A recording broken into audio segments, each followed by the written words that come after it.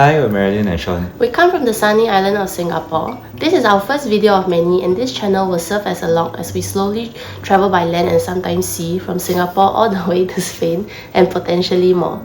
As the title suggests, this video will be about why we made the decision to leave Singapore. And we'd also like to emphasize that these are just our perspective and opinions that apply to what we prioritize at this stage of our lives. So we're definitely not shitting on how others are choosing to live theirs, which we respect. So of course, we also understand that there are nuances in everybody's lives and worldviews that may not actually align to ours, and that's completely okay. So with that, let's begin.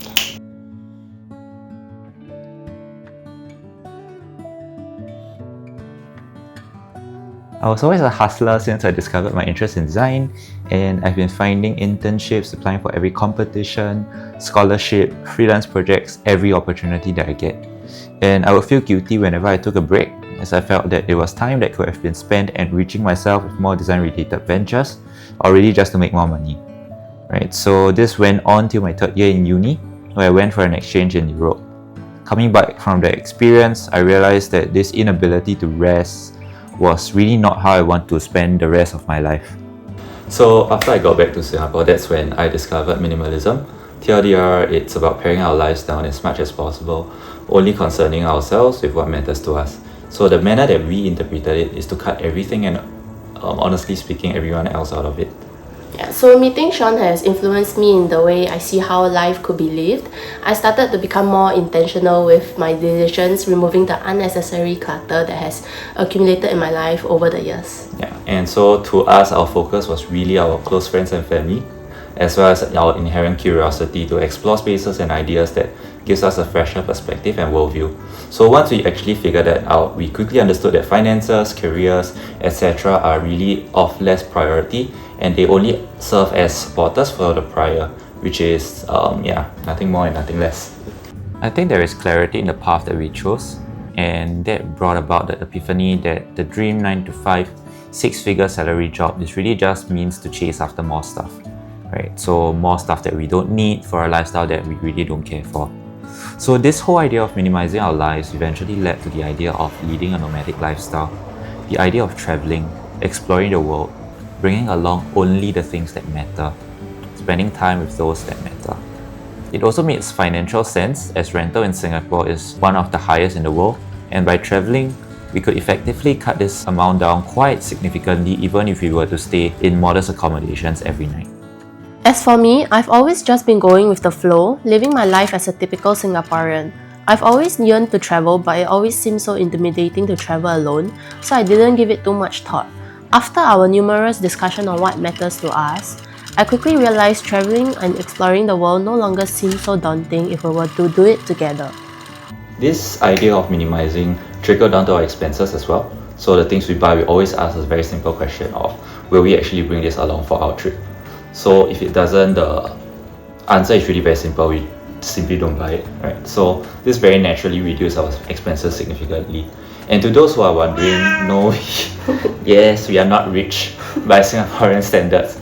We are funding this entirely from our own pocket and savings accumulated over the years, and we will be working along the way.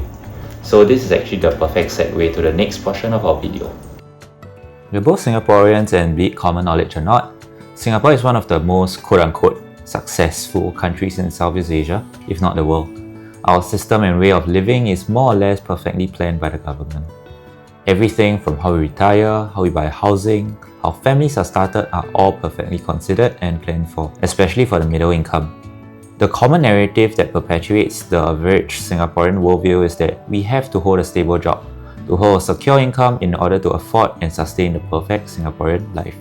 A part of me was comfortable in leading a typical Singaporean lifestyle, working 9-to-5, BTOing, getting married, starting a family, growing old and retiring. However, there was also another part of me that felt suffocated every once in a while, especially so when I was constantly burnt out from work. I found myself wanting to leave multiple 9-to-5 jobs only after like 6 months, and I felt very unfulfilled, stuck and unhappy. So yes, after a bit, it became obvious that this lifestyle was not really what we wanted. We felt suffocated, and to be frank, as if we are living in Truman's Show, right? So where everything is actually planned and nothing is real. So case in point, I actually had a recent conversation with a friend, and he started to talk about his parents and how they're spending their retirement. So after a long life of slogging away for an organization, they didn't really have time to think about, much less prioritize their individual interests. So their lives only revolving around their work and raising their family. So now that they are retired, they spend their waking hours watching television, having no sense of what their interests are, not making any effort to actually find or pursue it. And to be frank, I also see this in my own parents as they spend their weekends glued to the television. So that really made me question myself, is this really how we want to spend the later part of our lives? Growing up, we have been groomed to prioritize our family, working hard to get that stable income and being a useful contributing member of society.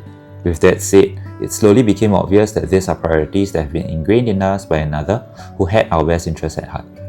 However, we'd like to make an attempt to craft out and be the architects of our own lives, not let life continue to happen to us, engineered or not.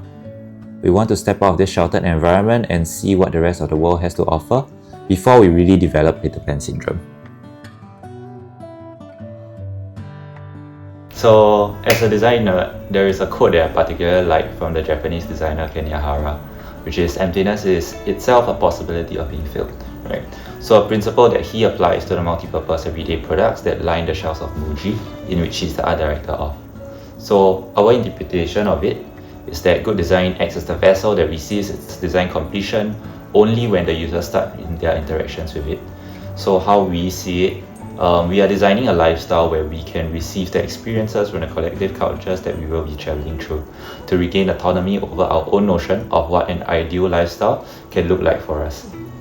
We like the idea of redesigning our lives from scratch, moving forward with our travels without the anxiety of following through a clearly defined destination.